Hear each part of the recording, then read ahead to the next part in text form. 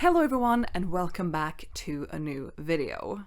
Today I want to share with you how the first month of the year has gone in terms of my cost per wear tracking and also my wear everything in my wardrobe at least once in the year challenge. I don't intend to make one of these videos every month this year. I intend to do it at like the halfway point and the end of the year, maybe beginning of 2027, to see how it all wrapped up. But I wanted to check in now when the first month is up just to see if this is the pace I will keep going at when I look back, when I do the 6-month and 12-month check-in, but also just to see how has it been going. Do my goals still seem feasible of me wearing everything in my wardrobe at least once and getting my cost per wear, my complete total cost per wear, down to 20 Swedish kronor per item in my wardrobe. So let's start with the cost per wear. Like I said, I want my total cost per wear, like all of my items costs divided by numbers of wears.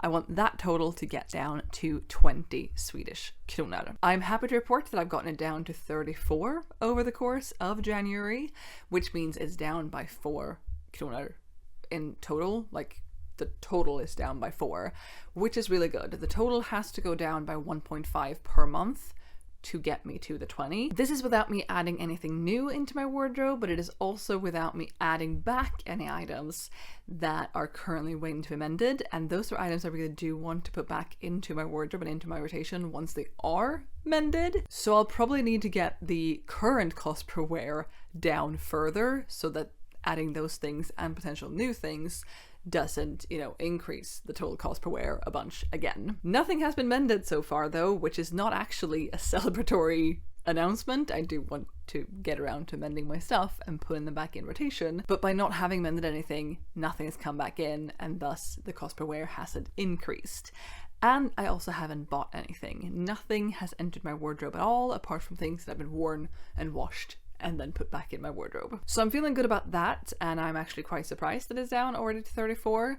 The 34 still feels high, but I have to remind myself that we're 1 month into the year, and when I actually did the math of, well, how much do I need to decrease it per month to get me to the 20, and I realized that was 1.5, and I've gotten it down 4, that's pretty good. As for wearing everything in my wardrobe at least one time in the year, I have worn 35 out of my tracked items this year, which means it's been a lot of repeating, hasn't it? Firstly, I think that is because we're in a season where it's not very warm. Actually, it's pretty freaking cold.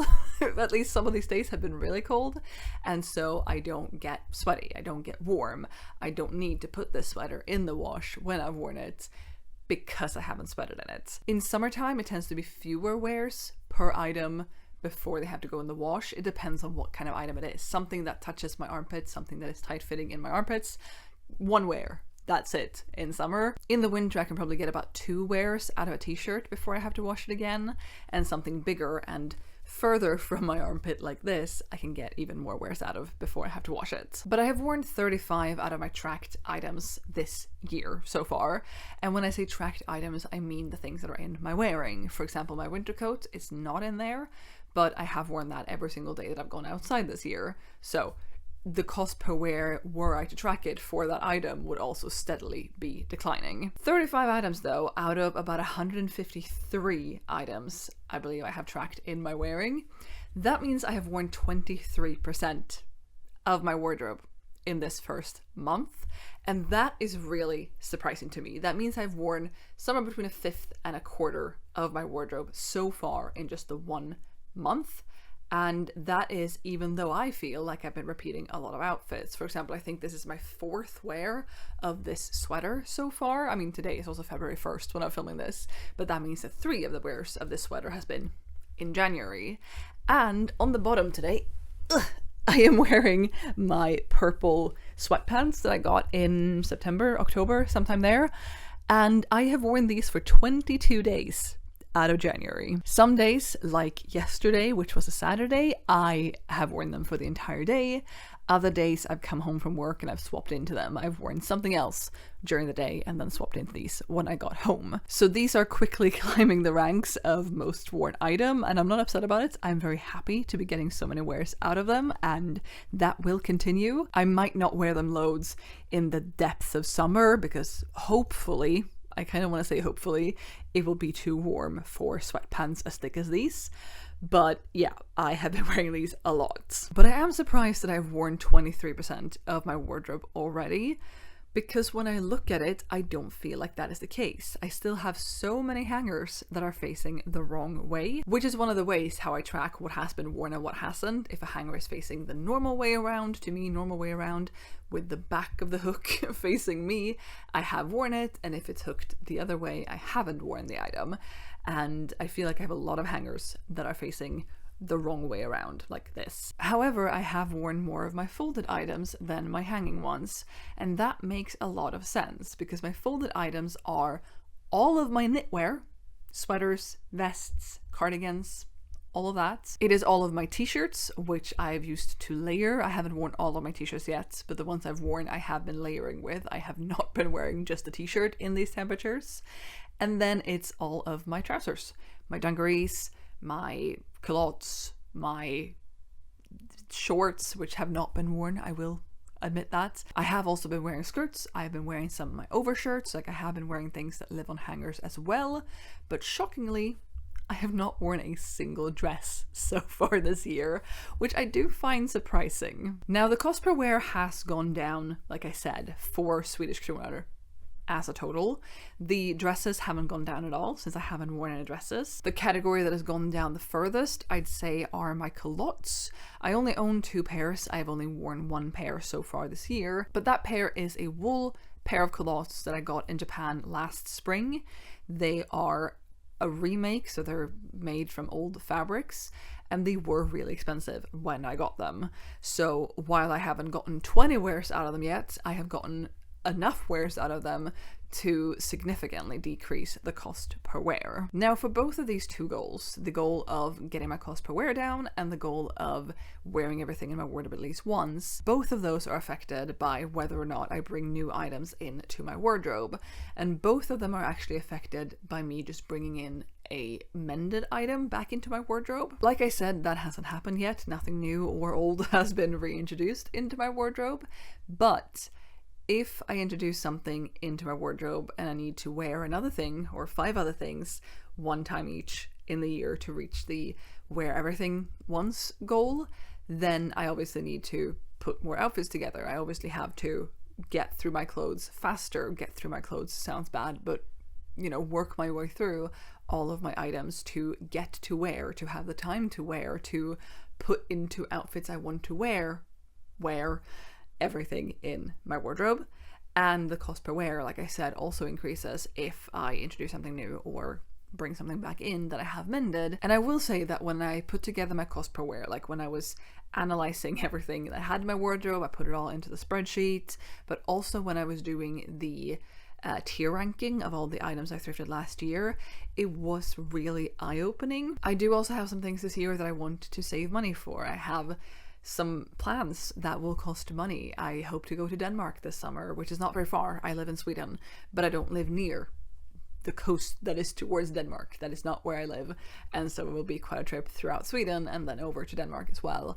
And so there are things I want to be saving for. And do I really need to introduce new clothes and more clothes into my wardrobe? Do I need more clothes? The answer to that is very much no. And so I've had a lot of thoughts about this. I am not necessarily doing a no buy. I'm not necessarily doing a low buy. I have said before that I want to be intentional about what I bring into my wardrobe, and that means, hopefully, that I won't regret anything that I introduce into my wardrobe. Now, I have still been scrolling on Vinted. That is something I do probably every day, every other day, just for a little bit. I bring it up and I scroll a bit and I'm like, nothing is interesting. Or I favorite like 2 things, but then I don't end up getting them anyway because I feel cheap and I don't want to spend money. But I have also been selling a couple things on Vinted, which has been really nice, both to get those things out of my wardrobe or out of the box I'd put them in to someone who wants them, but also to make a little bit of money. But I haven't gone into any thrift stores this year, partly because I haven't taken the time to do so. I have had other things that I've had to do or wanted to do. I have some very ambitious video plans for this year. I have been planning my videos out until early June. I have a plan for 2 videos a week until then, which was not the plan, but I got excited. And I also went on a little work trip and like time has just been spent with other things. Shoveling snow has been one of them, for example. So I haven't gone to any thrift stores, and I do kind of miss it, but I don't know when I'll be back. There is one that I tend to frequent that has just changed locations. They're opening back up Wednesday this week, upcoming week, and I'm intrigued to go see what it looks like now and, you know, how they've styled it and all of that. But I'm not on the lookout for anything. There is nothing I am longing for. I did put a couple things on my thrift wish list for the year. You can see that up here, but I made that video well before I did the tier ranking and well before I had a bunch of thoughts about my wardrobe. And again, I'm not purposely doing a no buy. I'm not purposely doing a low buy. I am purposely doing an intentional buy, which might mean buying nothing, or it might mean that I change my mind in June. I don't know, but I don't know when I'll be back thrifting. And that feels weird. And I obviously haven't replaced thrifting with going to normal, quote unquote, normal stores instead. That is not something I'm looking to do at all. But yeah, it's been interesting to not go anywhere. Like, I haven't been thrifting, and have I had the option to take a little detour on the way home from work or go somewhere on a Saturday? Sure, yeah, but I haven't really been interested. And I don't know how much of that is the weather and how much of that is it's dark and it's cold and I want to be home and cozy and other like obligations I have in life. But I think a large part of it is the reflections and the analyzing I did at the end of last year and just going, wow, I have spent a lot of money on clothes. I really want to get a lot of wear out of these pieces and prioritize that. And there aren't any obvious gaps in my wardrobe. There are items I want, sure, but I'm also good. Like, I don't think I need anything. So that has been a bit weird, and it's an unintentional month added to my no buy for the 75 hard style challenge that I did at the end of the year. We are now another month further in. Like, it's now been like 105, 6 days since I started that challenge. Haven't bought anything. Feeling pretty good about it.